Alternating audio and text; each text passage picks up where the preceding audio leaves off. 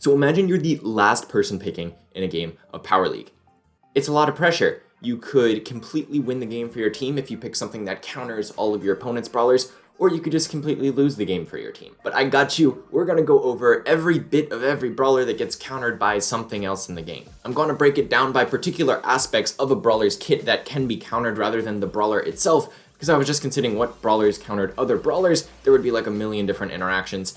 I'm not here to do that. So I'm giving you these small parts that you can put together so that you can look at your opponent's team and figure out what brawlers counter what and do what you need to do to win. So the first thing you need to focus on when determining if you can play a counter or not is what is the general range of your opponent's team. If they're all playing short range brawlers, just play something long range and you should probably just win the game if they can never touch you. Range is one of the most important things to consider because it's so easy to play around a brawler with short range just by never getting near them. I mean, it sounds kind of basic, but it's true. It's why long-range brawlers are so good right now in the meta. Even if your opponents are picking generally medium-range brawlers, you can still just pick a super long-range brawler like Bell or Piper, and there's nothing they can do about it. So that's the first thing you want to look at. Then you want to look at generally what their HP is looking like. If they all picked a bunch of high-health brawlers, or if they picked a bunch of low-health brawlers, there are ways you can pick a brawler to just counter their entire team. So if they generally have a lot of health, they're usually playing like close-range tanks of some sort, you want to play medium to long-range brawlers that can do consistent, long-term, high DPS. These are all great examples of brawlers that have those characteristics. I mean, basically what I'm saying is,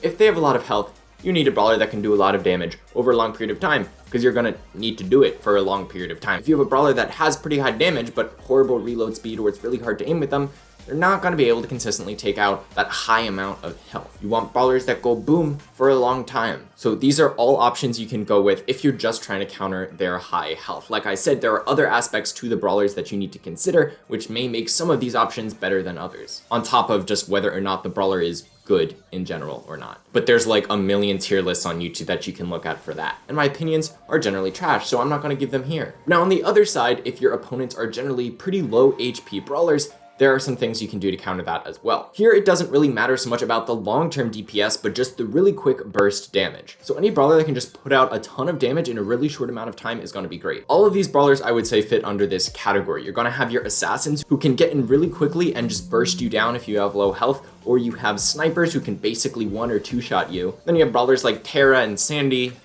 who are, you know, they're just their own thing, but they have high burst damage, and that's all we care about. Just make sure that if you're playing one of those brawlers where you need to get close in order to do high burst damage, that you're actually able to, because if their low health brawlers are great at keeping range, you gotta take that into consideration and not pick a brawler that's gonna feed right into that strategy. Next thing you have to think about is what they can do at close range, because some brawlers are just so bad at close range, and there are some brawlers that can completely counter that.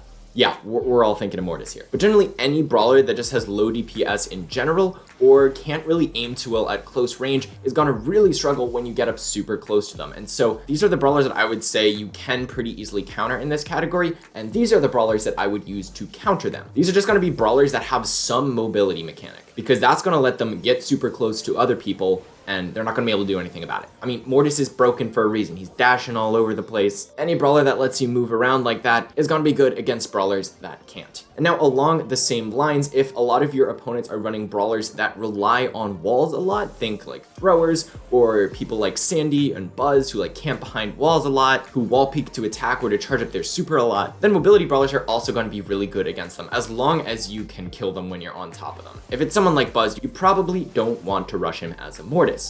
Just saying. I mean that. Randoms, don't do that. It's not good. But you can either go after those brawlers behind walls with other mobility brawlers like I was just talking about, or you could just straight up run brawlers that break those walls, because you can't hide behind walls if there are no walls. That's how it works. So all of these brawlers with pretty consistent wall breaking abilities will let you completely change the map over the course of the game. So if you know that your opponents are playing these brawlers that need to hide behind the walls because you're in Power League, just pick a brawler that can break all of them and you should be fine. And there's only a couple more characteristics you need to consider for Power League, but they're all very, very important and can very easily be hard countered. So next is when your opponent's brawlers, or most of the opponent's brawlers, are single target in their attack, meaning their attack can't hit multiple people at the same time. It just disappears once it hits someone. These brawlers can be really easily countered if you play a brawler that spawns something, because if you throw a bunch of junk down on the field, when people's attacks hit that, it's going to get soaked up and it's not actually going to hit you. So you kind of just screw over anyone who has a single target attack.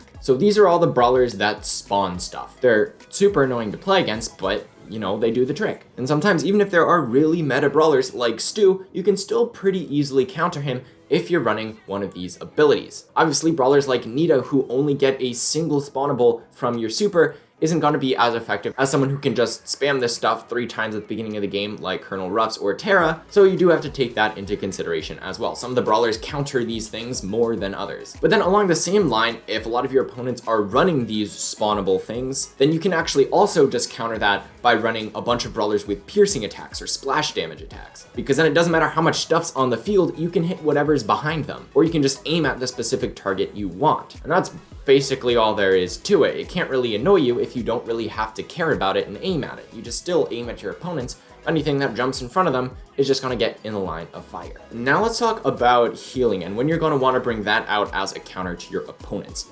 Typically, you run healing because you're not going to die throughout the course of the game, right? That's kind of the whole point of it. So if your opponents have a ton of DPS, running healing is not a good idea. But if they have generally low DPS brawlers and you don't think they're going to be able to take you out very easily, then you probably want to consider running a brawler that can have good team healing to keep everyone on your team alive, since your opponents can't really take you out quickly. And I mean, there's not too many good brawlers to choose from here, but they all do the trick pretty well. But then once again, there's a way you can counter the healing if your opponents are going with a healing comp, and that's Crow. You can stop their healing or at least decrease it by a lot. There is also Byron with the Malaise star power, but that's not nearly as effective as the heal denial you get from Crow. But those are both very effective counters to healing if your opponents ever decide to go with that. And then the last thing I want to mention is a very specific interaction, but if your opponents ever have a Frank, he has the ability to be interrupted in the middle of basically all of his attacks. So a way you can easily counter that is just with anything that does knockback or stun pretty consistently. So these brawlers all counter Frank pretty well, at least in that category. And there's not really any other brawlers that I can think of that also take super long to attack and can be interrupted so easily. So this is just sort of a Frank specific category. But that's basically it. If you consider all of these different things when you're playing in Power League, you can sort of get a sense of which brawler counters the most aspects of your opponent's brawlers, and then you can pick that and hopefully win the game. But do keep in mind, you don't always have to pick a counter. You can just pick a generally good brawler if you're picking last. You have to make sure that the advantage you think you're going to get from countering your opponents exceeds the loss you're getting from picking maybe a not meta brawler, because a lot of these counter brawlers aren't exactly just good all around. So you're kind of sacrificing something by not playing those really good brawlers. So you really got to make sure that you're countering a lot of the characteristics of your opponent's brawlers. But you'll get better at it with time. Keep at it, and hopefully you can start winning a bit more in Power League now that you know this.